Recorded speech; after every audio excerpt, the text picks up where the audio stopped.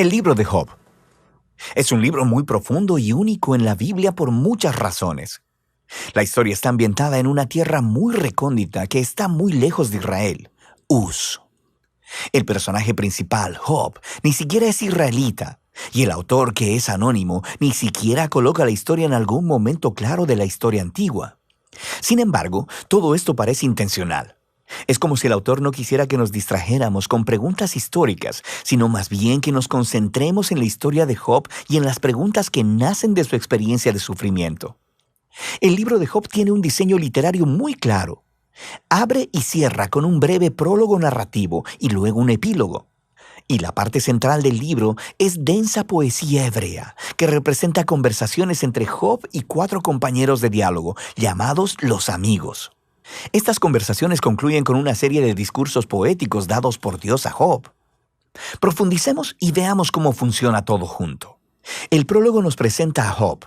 Se nos dice que él es un hombre recto e intachable, que honra a Dios. Es un tipo súper bueno. Y luego, de repente, se nos transporta al reino celestial, y Dios está en una audiencia con su equipo. Es una imagen muy común en el Antiguo Testamento que describe cómo Dios gobierna al mundo. Y entre los seres celestiales está una figura llamada Satanás, que en hebreo significa el acusador o el fiscal. Y es como si estuviéramos viendo la escena de un juicio. Dios presenta a Job como un hombre verdaderamente justo. Y luego, el acusador reta la política de Dios de recompensar a las personas justas como Job. Él dice, la única razón por la que Job te obedece es porque lo bendices con prosperidad. Deja que Job sufra y entonces veremos qué tan justo es en realidad. Y luego, Dios accede a permitir que el acusador cause sufrimiento sobre Job. Ahora, en este momento de la historia es cuando la mayoría de nosotros nos preguntamos, ¿qué? ¿Por qué Dios hizo eso? Y luego, asumimos que este libro responderá a esa pregunta, ¿por qué Dios permite que las personas buenas sufran? Pero sigues leyendo y el libro no responde esa pregunta. Nada en el libro responde jamás esa pregunta. El prólogo está preparando las verdaderas preguntas que este libro quiere abordar. Preguntas acerca de la justicia de Dios y acerca de si Dios gobierna el mundo de acuerdo al principio estricto de la justicia. Y las respuestas a esas preguntas llegan conforme vas leyendo hasta el final del libro, no en el principio. La razón final del sufrimiento de Job jamás se revela. Así que el prólogo concluye con el sufriente y aturdido Job, quien es reprendido por su esposa y abordado por 3 amigos que intentarán proveerle sabiduría y consejo. Sus nombres son Elifaz el Temanita, Bildad el Suaita y Zofar el Namatita. Al igual que Job, ninguno de ellos es israelita y representan lo mejor del pensamiento del antiguo cercano oriente acerca de Dios, el sufrimiento y la condición humana. Y esto nos lleva a la parte principal del libro. Primero habla Job, y así es como funciona esta sección del libro. Primero hablará Job y después le seguirá la respuesta de un amigo. Luego Job le responderá a ese amigo. Luego otro amigo responderá la respuesta de Job. Y así de un lado a otro durante 3 ciclos. Y todo este debate se enfoca en 3 preguntas. ¿Es Dios verdaderamente justo en su carácter? ¿Gobierna Dios el universo en el principio estricto de justicia? Y si es así, ¿cómo se explica entonces el sufrimiento de Job? Y como veremos, Job y los amigos están hablando desde una enorme suposición acerca de cómo la justicia de Dios debe verse en el mundo, que cada cosa que suceda en el universo debe operar de acuerdo al principio estricto de justicia. Así que si eres una persona buena y sabia y honras a Dios, te sucederán cosas buenas, Dios te recompensará. Pero si eres malvado y estúpido y haces cosas pecaminosas, te sucederán cosas malas, Dios te castigará. Ahora, el argumento constante de Job a lo largo de estos discursos es este. Primero, que él es inocente, así que la implicación de eso es que su sufrimiento no es un castigo divino. Sabemos por el prólogo que ambas cosas son verdad. Recuerda, Dios mismo dijo que Job era recto e intachable, así que Job concluye su argumento acusando a Dios. O Dios no gobierna el mundo de acuerdo a la justicia, o aún peor, simplemente Dios es injusto. Los amigos, por otro lado, están en desacuerdo. Su argumento es que Dios es justo. La implicación es que Dios siempre gobierna el mundo de acuerdo a la justicia de esta manera, así que concluyen acusando no a Dios, sino a Job. Job tuvo que haber hecho algo muy, pero muy malo para que Dios lo castigue de esta manera. Ellos incluso empiezan a inventar posibles pecados que Job debió cometer. Job protesta a todo esto. De hecho, se molesta tanto con los amigos que eventualmente se harta de ellos. Lleva su caso directamente a Dios. Ahora, algo que hay que tener en cuenta es que Job está en una montaña rusa emocional en estos poemas.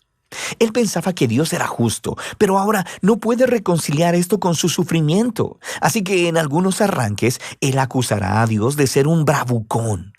En una ocasión incluso declara que Dios ha orquestado toda la injusticia en el mundo.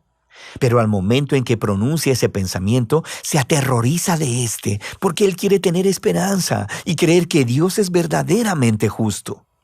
En esta sección, Job está fuera de control. Así que hace una última declaración de su inocencia y luego demanda que Dios se aparezca personalmente para explicarse. Es en este punto que se aparece un amigo sorpresa, Eliú el Busita. Él no es israelita, pero sí tiene nombre hebreo. Y Eliú tiene las mismas suposiciones que Job y sus amigos. Él alega que Dios es justo y que eso implica que Dios siempre opera el universo de acuerdo a la justicia. Pero luego Eliú llega a una más sofisticada conclusión de por qué las personas buenas sufren. Podría no ser un castigo por el pecado en el pasado. Dios podría estar infligiendo sufrimiento como una advertencia para ayudar a las personas a evitar el pecado en el futuro. O Dios podría usar el dolor y el sufrimiento para forjar carácter o para enseñarles lecciones valiosas a las personas. Eliú no pretende saber por qué Job está sufriendo, pero él está seguro de algo. Job está equivocado al acusar a Dios de ser injusto. Job ni siquiera le responde a Eliú, y el diálogo termina. Es como si la sabiduría de los antiguos se hubiera agotado y el misterio permaneciera. Y luego, de repente, Dios se aparece en un torbellino y le responde a Job personalmente. Primero responde a la acusación de Job de que es injusto e incompetente para gobernar el universo. Así que Dios lleva a Job en un tour virtual del universo y le empieza a hacer todas estas preguntas acerca del orden y el origen del cosmos. ¿Estaba Job ahí cuando Dios diseñó la tierra u organizó las constelaciones? ¿Job ha ordenado alguna vez la salida del sol o controlado el clima? Dios tiene sus ojos en todos estos detalles cósmicos que Job ni siquiera ha concebido. Luego, Dios empieza a entrar en detalles describiendo los hábitos de pastoreo de las cabras de montaña y de cómo los ciervos dan a luz o de los patrones de alimentación de los leones y los burros salvajes. ¿Cuál es el punto de todo esto? ¿Recuerdas la suposición de Job y sus amigos acerca de cómo se vería el mundo si Dios gobernara de acuerdo a la justicia? Debajo de esa suposición está una más profunda, que Job y sus amigos tienen una perspectiva lo suficientemente amplia para declarar cómo Dios debe gobernar el mundo. Y la respuesta de Dios con este tour virtual destruye todas esas suposiciones. Primero que nada, muestra que el universo es un lugar vasto y complejo, y Dios tiene sus ojos sobre todo, cada detalle. Job, por otro lado, solo puede fundamentarse en el pequeño horizonte de su experiencia de vida. Su visión del mundo es muy limitada, así que lo que parece injusticia divina desde el punto de vista de Dios necesita ser visto desde un contexto infinitamente mayor. Job simplemente no está en la posición para hacer una acusación tan grande acerca de Dios. Después del tour virtual, Dios le pregunta a Job si le gustaría administrar cada detalle del mundo por un día, de acuerdo al principio estricto de justicia que Job y sus amigos asumieron, castigando cada mala obra de cada persona a cada momento con la retribución exacta. Y el hecho es que aplicar la justicia en un mundo como el nuestro es extremadamente complejo. Nunca es blanco y negro como Job y sus amigos parecen pensar, lo que lleva al punto final de Dios. Él empieza a describir dos criaturas fantásticas, Behemoth y el Leviatán, los cuales algunas personas piensan que son descripciones poéticas de un hipopótamo y un cocodrilo.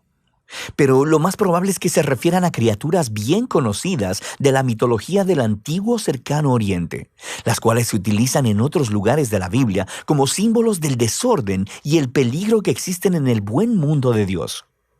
Estas criaturas no son malvadas. Dios, de hecho, está bastante orgulloso de ellas, pero tampoco son muy seguras. El punto es que el mundo de Dios es asombroso y muy bueno, pero no es perfecto y no siempre seguro. El mundo de Dios tiene orden y belleza, pero también es salvaje y a veces peligroso, como estas dos criaturas fantásticas. Así que volvemos a la gran pregunta del sufrimiento de Job. ¿Por qué hay sufrimiento en el mundo de Dios? Ya sea que venga de los terremotos, los animales salvajes o de otros humanos, Dios no explica por qué. Lo que Él dice es que vivimos en un mundo extremadamente complejo y asombroso, que por lo menos en este punto no está diseñado para prevenir el sufrimiento. Y esa es la respuesta de Dios. Job retó la justicia de Dios. Dios responde que Job no tiene suficiente conocimiento acerca de nuestro universo para hacer esa declaración. Job demandó una explicación completa de Dios, y lo que Dios le pidió a Job es confiar en su sabiduría y su carácter. Y así, Job responde con humildad y arrepentimiento. Pide perdón por haber acusado a Dios y reconoce que sobrepasó sus límites. Y luego, de repente, el libro concluye con un breve epílogo. Primero, Dios dice que los amigos de Job estaban equivocados, que sus ideas acerca de la justicia de Dios eran demasiado simples y no correspondían con la complejidad del mundo o la sabiduría de Dios. Y luego, Dios dice que Job ha hablado correctamente acerca de él. Ahora, esto es sorprendente, porque no puede aplicar a todo lo que Job dijo. Quiero decir, sabemos que Job llegó a conclusiones precipitadas y equivocadas, pero Dios incluso así aprueba su lucha. La manera en que Job vino honestamente delante de Dios con toda su emoción y dolor y simplemente quiso hablar con Dios mismo. Y Dios dice que esa es la manera correcta de procesar todo esto, a través de la lucha de la oración. El libro concluye con la salud, la familia y la riqueza de Job siendo restauradas. No como recompensa por el buen comportamiento, sino simplemente como un regalo generoso de Dios. Y ese es el final del libro. Así que el libro de Job no descifra el enigma de por qué suceden cosas malas a la gente buena. Más bien, nos invita a confiar en la sabiduría de Dios cuando nos encontramos con el sufrimiento, en lugar de tratar de comprender las razones. Cuando buscamos razones, tendemos a ya sea simplificar a Dios, como los amigos o como Job, y a acusar a Dios basados en la experiencia limitada. Y así es que el libro nos invita a llevar nuestro dolor y nuestro pesar con honestidad delante de Dios y a confiar en que a Él realmente le importa y sabe lo que está haciendo. Y de eso trata el libro de Job.